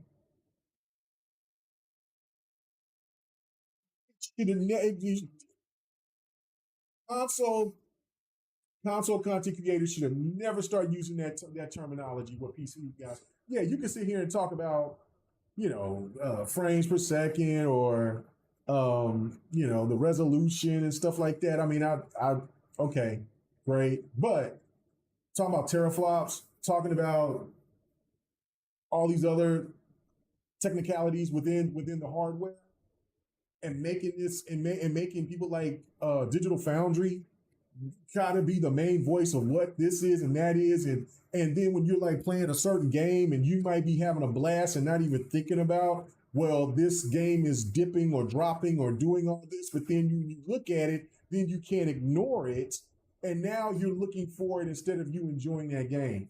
As a console gamer, we have played games like that for generation. And I'm not talking about just console generation. I'm talking about for like, for decades, where games dipped, did all types of things. Games ran 30 frames per second. Games may have ran 60 frames per second. Game may have ran less than that. And we had fun and we enjoyed it. But again, that was the worst thing that got into the gaming space, in the console gaming space. When you start looking more into the glass and to the blades of grass and looking at and it's great to talk about the shadow and reflections and stuff like that, more than if this game is fun or not. Oh my God, this game, that's great to show. Like, oh man, look at the detail. Like when I showed with I did it with Starfield with the expansion, and I'm like, oh my God, this. But I'm also having fun. I'm talking about how this game is fun, right? There's too many people more worried about the hardware aspect of it, and then when you talk about the hardware stuff, the hardware aspect of it, and then you see the pricing, and you know that the hardware is not comparable to what the competition gives you. It's nuts. It's nuts. So it's just a weird situation all the way around. The PlayStation 5, Xbox, you had the performance for $1,000 PC. Maybe. I've seen people make shortcuts and have it around $700. You're right. But it ain't like that now. Now they're releasing the PlayStation 5 Pro that performs like a $700 PC. No. You can make a $700 PC and get a lot more out of it than you can out of the Pro. Especially if you're using NVIDIA. Yeah, to even say that that's even comparable is wild, because if you can sit there and you can use NVIDIA's, and I've seen one being made to where they was using, I think it was a 3080 or something like that, 3070, something like that, or whatever, on the 3080. PSSR is nowhere near comparable to what NVIDIA's technology is. Not even close. Not even in the same ballpark. Nowhere near. So again, and you're still going to get games that's going to perform less. So, and you're still going to have more options within those games off of that $700. So let's just go off of your point, Richili, right? Let's just say that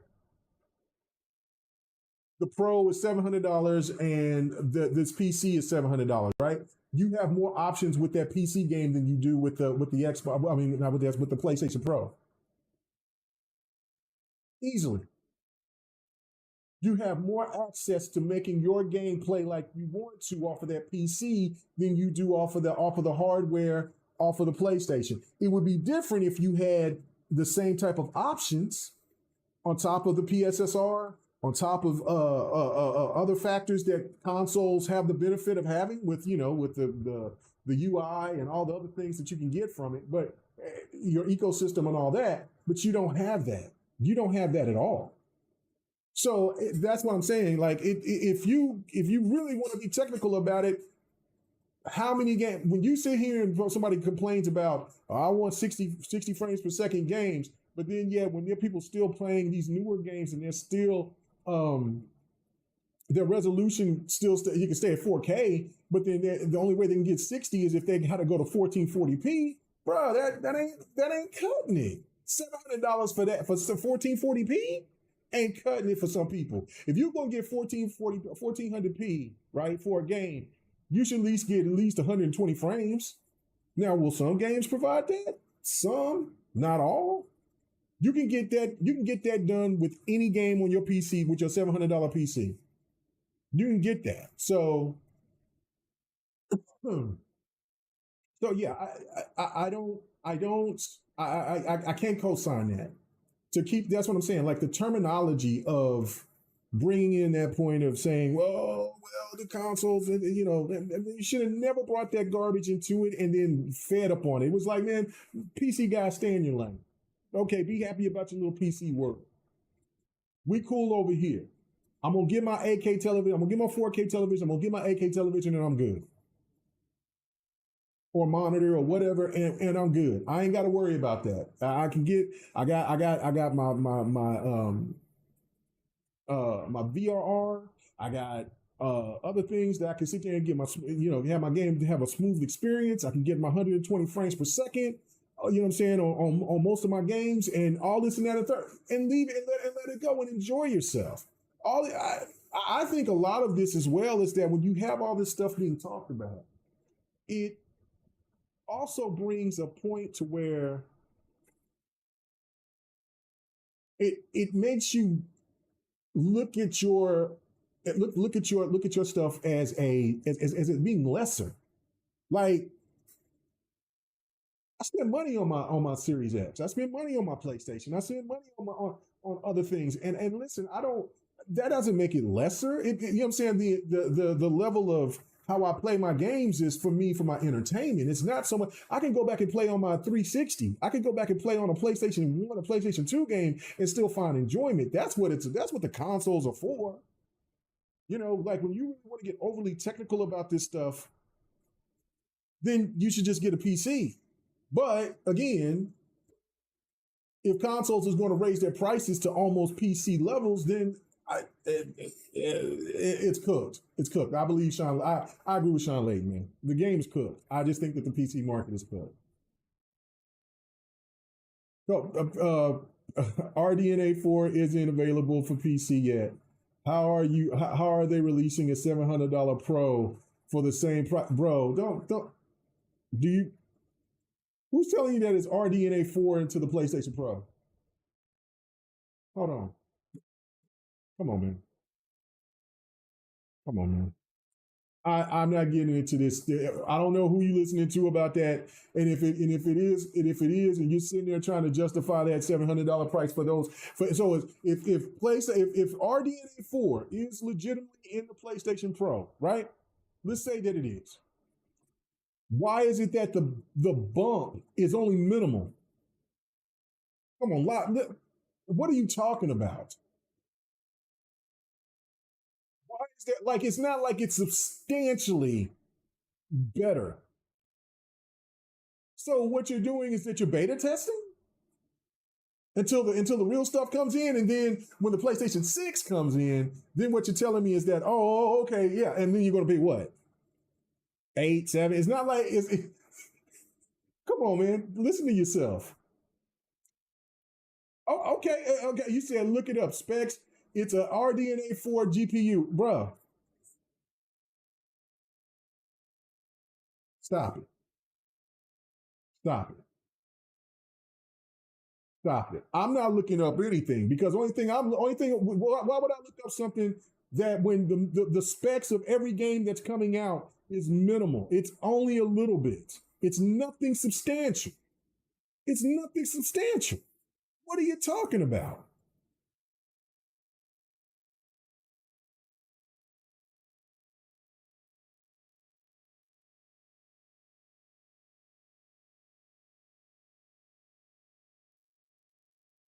So again, I, I, you know what I'm saying? So I'm not understanding any of this. So, you know what I'm saying? Listen, you can just, it's your money. You could justify it. But you know what a lot of people are telling you? We ain't buying the PlayStation Pro. So we can make all these justifications, but it ain't happening. And it won't happen and I guarantee you, for the people who bought a $700 PlayStation Pro, and then when you look and you see what the PlayStation 6 is going to do, and then the price is more, it ain't happening. The casual consumer, us, fine, right? I mean, I'm not buying no PlayStation Pro. I have no desire for one. If Xbox made a mid-gen refresh I'm not buying it. Just being real. They were smart to not do it. Now, when the new Xbox comes out, I'm on it. I'm on it because then I know it's going to be superior than what the other. How much superior? We'll find out.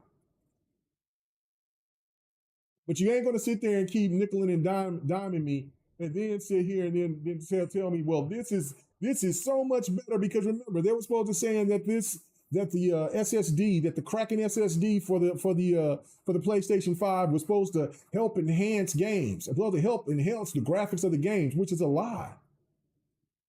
I have 4 M.2s in my PC, and they don't enhance any graphics. Now they run fast as shit, but they do not enhance any graphics. So I don't know, man. I don't know.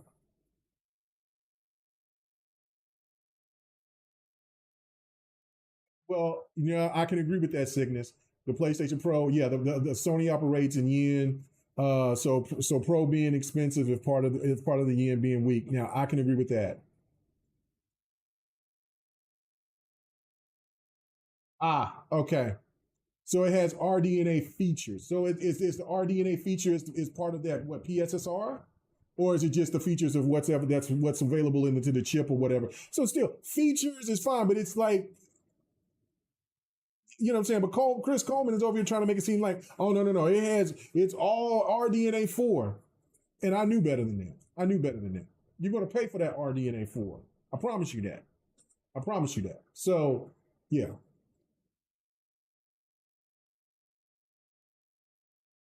Remember Linus Tech Tip tried to make a Xbox One X killer, and it was impossible.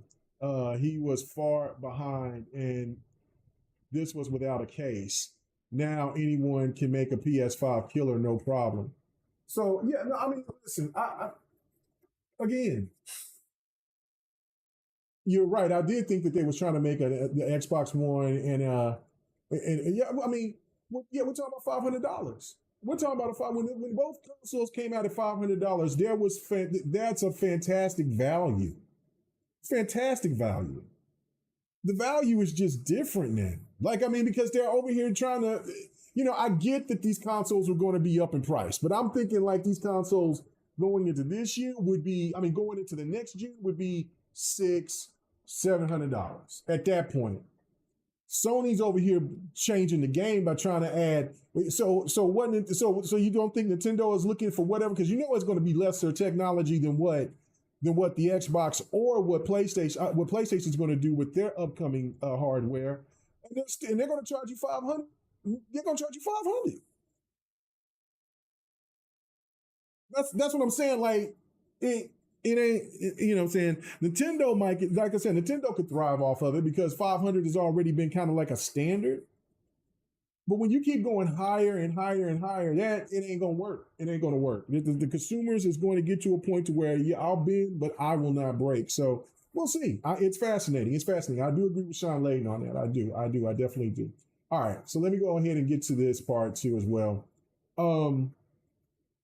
Talking about the oh yeah, the Xbox Partner Program, preview, said program, preview some of the games that they showed. Alan Wake 2, The Lake House, it looks dope. That game is terrifying. I only got so far in it, haven't gone back. I will, but I don't have the DLCs to the game, so I need to get the DLCs. I need to really just stop being a big ass punk about it and just play these scary games again. I don't know. I used to love scary games. I used to be all on them. And then all of a sudden I got an older soft, man. I don't have no idea. I just don't like them no more. I can't say I don't like them. I just don't, you know what I'm saying? I don't know. That Resident Evil 7 did something to me bad. And I said I'm gonna go back together. I'm gonna have to have a moment to where I stream me playing and I gotta be, you know what I'm saying? I ain't gonna be soft on no stream, bro. I can't do that. I don't know. I might. I don't know. This shit's scary. But no, I got to sit there and go through it, man, because Alan Wake not only looks fantastic, but it's the stuff that I used to enjoy. I don't know. It just the scary games is falling off for me, but yeah, this looks good. This looks good. It looks real good. Another game, Chronos, The New Dawn. That was a wild. It's from Blooper, from the Blooper team who just made Silent Hill 2, which for people who's played it, let me know what you think about it. I don't know. I've seen some decent. I've heard some decent things about it. I've heard that there was a couple of things off about it as well, but I don't know. Does Silent Hill 2 have the same type of vibe that the older Silent Hills do? Because I love that. See, that's what I'm saying. Like I used to, man, I love Silent Hill. Silent Hill was so cold, man. I don't know. Like I said, I don't know. I got soft. But Chronos, The New Dawn, that looks real interesting. But survival horror adventure and put players into the boots of the traveler, the mysterious individual tasked with finding individuals who died during the devastating apocalypse and extracting them from the past. That's wild. That's some wild shit right there. That is wild. The pro release is this month, right? I thought haven't the pro already released? Yeah, the pro is already released though. You know what? Let Kids Move do what he got to do. I ain't folding on nothing. I ain't folding. It ain't it. The pro is not comparable to my PC, so why am I going to waste that money? That's what I'm saying. Like, I mean, you go. That's the reason why I paid. I bought the parts and I built my PC for this reason. I seen some of this, not to this degree to where consoles are still staying $550 for 4 years. But when they start talking about pro versions, and I'm like, you know what? I don't know if I want to go through all that again because the it's only minimal, right? And yes, the PSSR is a very cool feature. Not going to knock it. That's going to be something that's going to be really, really dope going into the PlayStation 6. While Xbox is going to be having their AI technology with ML learning, which is kind of like I guess the same thing, and what they have going on. So yeah, it definitely is going to be something to where these consoles are going to be. It's finally going to kind of well, they have been separating themselves, but I feel like this is going to be next generation is going to be where they're fully opposite. Like, and I'm down for that. I'm down for that. Oh, the PlayStation Pro is not. I thought it was already out yet. Okay, so that was just. So is it still a pre-order stage? Okay, all right. So it's November 7th. All right, gotcha. So he said, yeah, but no, kids, yeah, the Kids Move to do what he got to do. I ain't doing all that. Anyway, let's keep going back to this.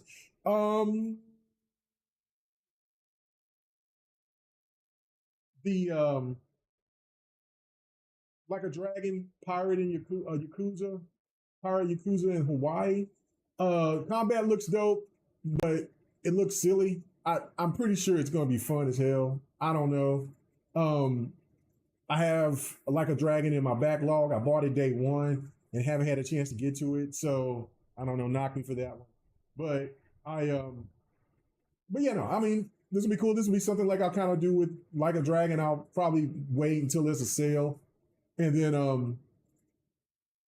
pick it up at that point. But yeah, no, the combat looked really dope though. That was one thing that looked fun.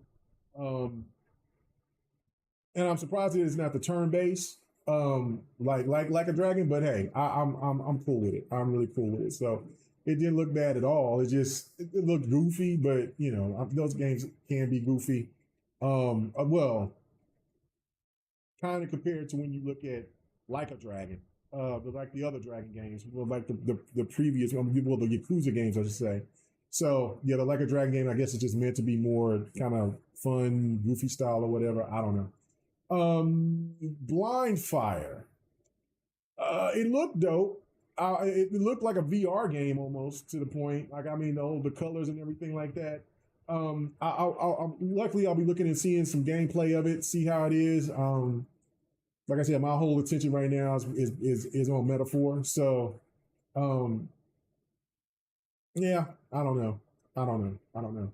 Now I've not played Subnautica at all, and I know this was just a trailer, but I've heard some really good things about Subnautica. So if people who's played Subnautica, please let me know what you think about it. I don't know. You know what I mean? So um, it's cool. Trailer was cool. Don't know much about it. Never played the first game, so I can tell you. Now, here we go to stuff that is really on my list right here. Eden Zero. It was a little anime type of game. It's based off of manga from the anime series, the fairy tales. So that's in my wheelhouse. I like that. That's something I'm definitely going to cop. I'll get that.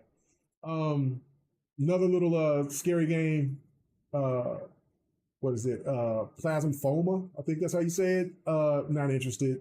No, no, no, no, no, no. I mean, yeah, not interested in it. Not interested in it. Not at all. Animal Well, 8-bit stuff. It's hit or miss for me, mostly miss. So not interested in Animal Well. Now my mouse, PI for hire, catch that Cuphead type of vibe, but you shooting. Yeah, I'm with it. I'm with it. That's something I definitely would look at. I would pop. Um, Something that I'm definitely interested in right there. Okay, now this game right here that really had my attention. It was called The Legend of Babu. Had that old kind of Mark of the Cree vibe a little bit. Oh, you said it's a.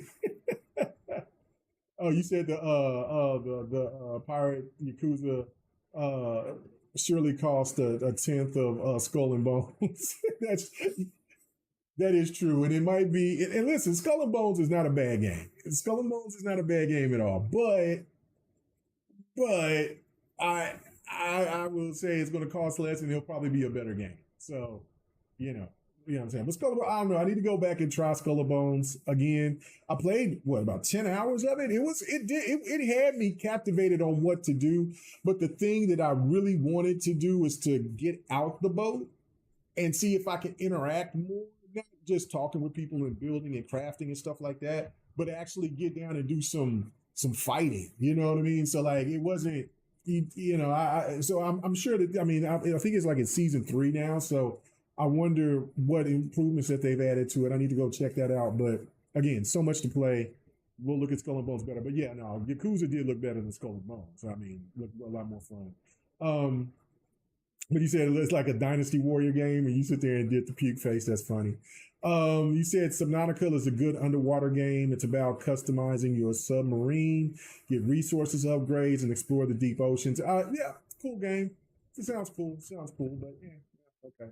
But yeah, no, this Legend of Babu, I I gotta have that. That's a day one for me. And I don't no, that's not a Game Pass game. Yeah, no, I want that. I want that. That game looked really impressive to me. I know it was an indie smaller title, but it had that Mark of the Cree vibe to me a little bit. I liked it like a little Mark of the Cree Kina vibe. I really was digging that. I really was digging that. Yeah, I want it. I want it. Another game, which this is on Game Pass, and that's Eternal Strands. And then now after I'm reading that it's developed by former Dragon Age and Assassin's Creed talent, that's why I liked it because it did look like something from Dragon Age, and it looked like something from Ubisoft, like more of man, the girl with the wings. I can't think of the name of that game, but yeah, no, it makes sense now after reading and seeing who the developers are, or some of the people from the development team. It's saying Eternal Strands uses a unique magic system that allows you to combine spells and can even the odds in facing Titanic. Yeah, no, it looked dope. It looked dope, and it's in Game Pass, so yeah, I'm on that. Um,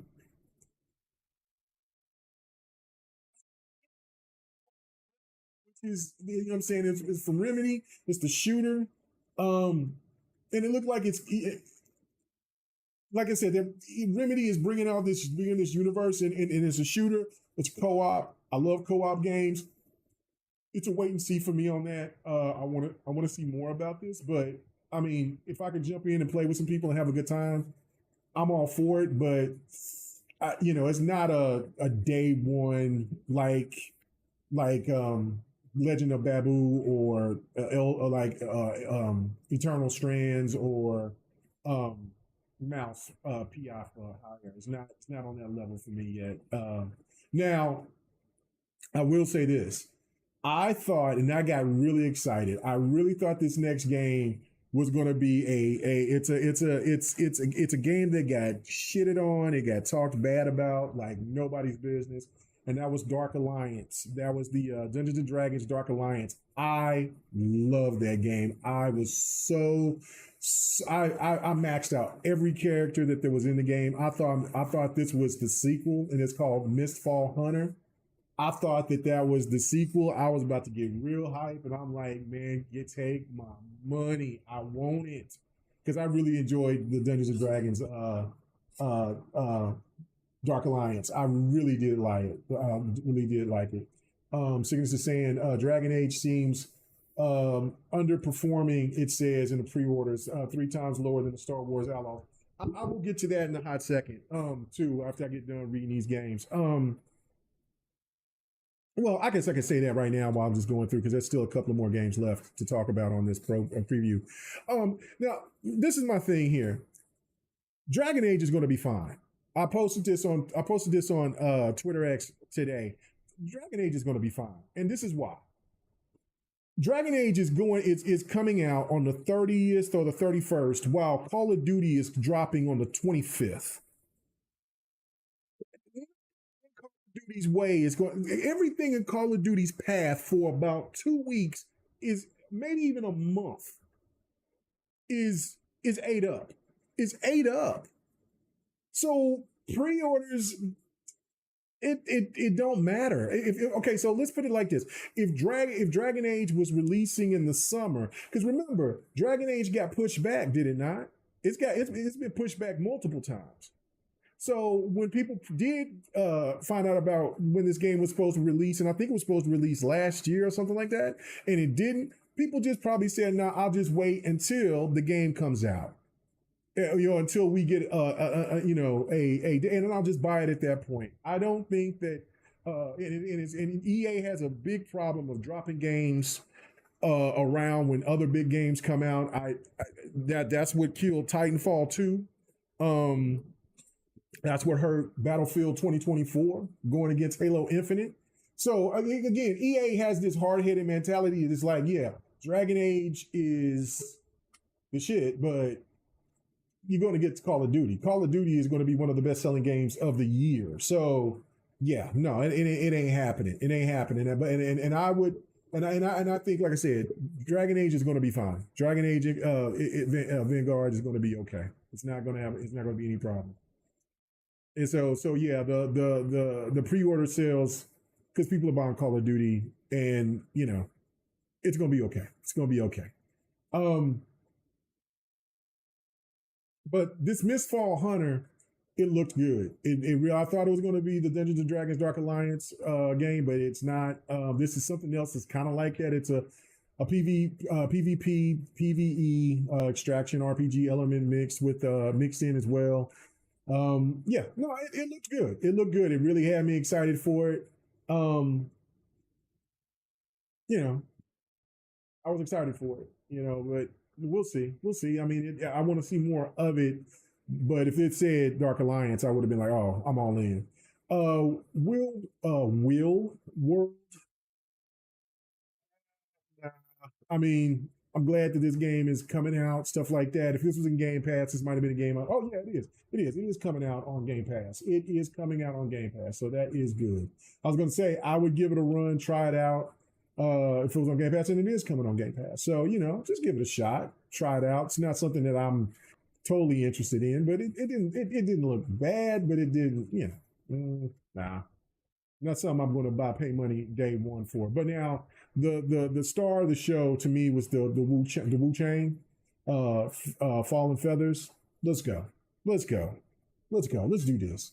I'm with it. And this is going to be on Game Pass too. This might be one of those games that I start playing on Game Pass and then I go ahead and I pick it up. I just buy it because yeah. Yeah, more hack and slash every day, all day. Hopefully by this time as well that they'll have an announcement for Wukong and I'll pick up Wukong again on the Xbox. Wukong is that it's everything to me. Wukong is my game of the year, hands down. It was it's Wukong. Then it's Hellblade 2, and so far for what I'm playing with Metaphor, those are my top three right now for game of the year. But yeah, no question, I'm all about the Fallen Feathers. It looks good. Hack and slashes is everything. I don't like the whole Souls thing that's played out. Let's give us some real good hack and slash fun. That's the one thing about Wukong Black Myth Wukong that I enjoy so much is that yes, it's difficult. It has that Ninja Gaiden type of difficulty. Let it cook. Let this, you know what I'm saying? Why everything got to be ridiculously over the top hard to try to beat or something like that? I don't know. But the hack and slashes and bring me more of this, and especially with more stuff that's got to do with the Ming Dynasty and all that type of lore. I'm all for it. You said BioWare is in a big problem, or you mean big trouble? I don't know, man. From what I've seen from that sounds too doom and gloomish to me. I don't agree with that because from what I've seen from Dragon Age looked good. Dragon Age looked damn good. The combat looks fantastic. So I don't see that. I really don't see that. You know, I've seen people bring up about Unicorn Overlord as well as being as being one of people's favorite games. Of course, I've seen people talk about Rebirth, but after Wukong's come out and some other titles that's come out, you don't hear too much about Rebirth. But yeah, no, for me, that was something that we'll be talking about more so going forward. Is my anticipation of I'll give out my top five at some point here pretty soon about my games of the year. So we'll see, and maybe Metaphor might drop up and drop Hellblade 2 down to number 3, but for right now, Hellblade 2 is still number 2 for my game of the year. But yeah, Wukong is definitely should be the game. It should be nominated. I don't know. There's stuff that we'll talk about later on. But yeah, this Fallen Feathers looked good. I really thought that the partner preview from Xbox was solid. I mean, we're looking at the so we got 42% that said B. We got 37% that says A. We have 11% that says F. Come on, guys, y'all clowning. 11% that says C. Come on, y'all tripping. This was not bad. Come on now. I've seen people give higher ratings to some of the state of plays from earlier this year. The last state of play was good. The last state of play was pretty damn good. Man, I think what was it, that May or June? What was it? It was May, I think. It was the May state of play was probably the worst PlayStation showing of any ever. That was atrocious. But anyway, and normally I'll try to find anything positive. I was like, what is this? But anyway, but this ain't an F. Come on, guys. Don't do that. All right, man. So, last thing is that I want to touch on the ABK deal hit 1 year. We're in the 1 year phase. I think it was like earlier this week or last week or something like that. And so anyway, when you look at it, and that should have been my question, but I'll we'll get your other guys' thoughts about it. Is it a fail? Is it? I mean, I think it's too early to. I really do think it's too early to really say if it was a bad move or not. I think from the perspective of some of the stuff that we got from the pivoting from case by case basis to seems like Project Latitude's happening. It doesn't look good,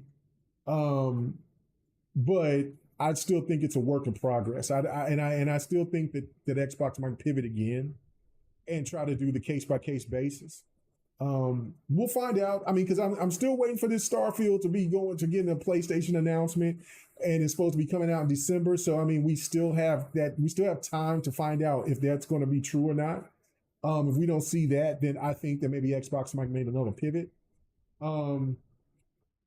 Because I think that the rumors that came out, I think that they were all over the place, and I think that there was a lot of questioning of what they should do, what they shouldn't do, things of that nature, and going against the financial people and all that, and this and the third. So I don't know. I think at the long run, when it's all said and done, Xbox is going to get what they want, and that is to kill the console war. To not have the console war be a burden on Xbox. I mean, we're already getting there. I mean, when you look at people still trying to console war, it's not even, it don't even hit the center. Like, I mean, you still got the arguments, but in this situation, nobody's really dominating the factor, dominating it. Like, I mean, really, just think about it from a realistic perspective. PlayStation, I can understand a PlayStation was still hitting the same numbers or hitting higher numbers than what the PlayStation 4 did, but that's not the case. It's just beating Xbox on console sales. Well, it has been beating Xbox on console sales. So that doesn't mean anything. And it's not like that PlayStation is overwhelmingly just outperforming on revenue and things like that. It's not. Like, that's what I'm saying. Like the whole console, like when you talk about the console war aspect of, okay, you sell more consoles, but what about everything else? Like Xbox is on your ass revenue wise. Xbox has got more users than PlayStation by a mile. So and now what the things that PlayStation was not supposed to do, they're doing. And even when you got somebody like that was the former CEO, like Sean Layton, saying that, look, there should be a broader approach, that you should start putting games out on other devices. We got a Horizon game that's going to be on Nintendo. So again, it'd be different if PlayStation was still sticking to what PlayStation was doing back in the PlayStation 4 generation. They're pivoting too. So, games as a service and things like that. So it's not the same. And what Xbox is doing is making another move. I don't know what the hell their move is overall trying to do. I know what they want to do. And on that, so I think that the ABK deal itself is going to help propel that. Question is that how many Xbox gamers are still going to, from this space, not overall, that who don't pay attention to the console war aspect of things like that, but in this space, will still want to be sticking around. Because I mean, I'm sticking around. I'm not going anywhere. I'm an Xbox guy. But the fact of it that you see more and more of these content creators that just kind of flocking over, thinking that PlayStation is going to save them, and it's not, because PlayStation is going to eventually do the same thing, follow suit, and then the console war aspect of it is just not going to make any sense. It's starting to make no sense at all now. So, you know what, Cygnus, that would be incredible if Dragon Ball Sparking Zero did win Game of the Year. Jeff Keighley is not having any of that. It's going to be some form of a single player experience. It's not. Keighley Awards is not going to do that. It's not going to do that whatsoever. But yeah, no, I think that it needs. It's still, yes, it's only the first year, so it has brought some changes that some people don't like, and it has brought some. Well, we're starting to now reap some benefits with now Call of Duty going to Game Pass now for everything else that we anticipated, with all these other games coming over from all these other Call of Duties and other games like Transformers and Fight for Cybertron and Deadpool and other classic games from Activision hasn't dropped on Game Pass yet. And then Toys for Bob going solo, and then you're looking at a game that I love, thought that it should have been nominated for Game of the Year, hi-firush. That studio is gone, and now that studio and that IP is now gone. And then for people who really enjoyed The Evil Within, or maybe people who enjoy like me, Ghostwire Tokyo, look like those are cooked. So who knows? I don't know. Deathloop will still be around for sure. Now, me personally, I would rather have Ghostwire Tokyo than Deathloop, but hey, that's just me. But yeah, there's been some casualties of some casualties, and it's not cool. But it's a progress. It's something that's a work in progress, and hopefully that Xbox can get it all ironed out, and then get to where it needs to be. I still will stand on Xbox will be the market leader without selling the most consoles. That will always be something that I'll say and stand by that, because it just looks like because they're getting closer and closer and closer. And when you take the console aspect out of it, then that kind of kills the whole console war narrative. And then it's a different type of, industry, gaming industry battle. So yeah, it's so that's an Xbox will I think will thrive into that, because Game Pass will be better. I mean, Game Pass will thrive. So we'll see. The ABK deal. I mean, and even if like let's say PlayStation had a chance, Sony had a chance to get ABK, and then you would see all these crazy things that Sony would be doing. I would think there would be still at the end would be a success, because you have some of the best, biggest IPs in gaming. So yeah, it made every sense in the world to go pick them up. So we'll just see. But 1 year in, it's cool, but it's for right now. So we'll see. All right, guys. I really do appreciate it. Ghostwire Tokyo had a lot of input delay. Oh, it played fine to me, but like I don't. I mean, when I wanted to do some moves, it did its moves. I mean, I guess maybe if you were talking about like the jumping or something, I don't know. I felt fine to me, but who knows? But anyway, let's and this right here where it got a B, and that's cool, and we're good. And so anyway, thank you guys for coming through, checking out the stream. I will be doing Fight Night. I promise I'll be doing Fight Night tonight. So it'll be usually about the late time that I usually do it, around 10:30, 11. I will sacrifice me playing Metaphor for me to play some Dragon Ball Z Sparking Zero, or and some Mortal Kombat, or just Sparking Zero, and for a little while. So hopefully you guys will come and check me out on that. But I do appreciate you coming through and checking out the stream. So until next time, I will see you guys later, man. Peace.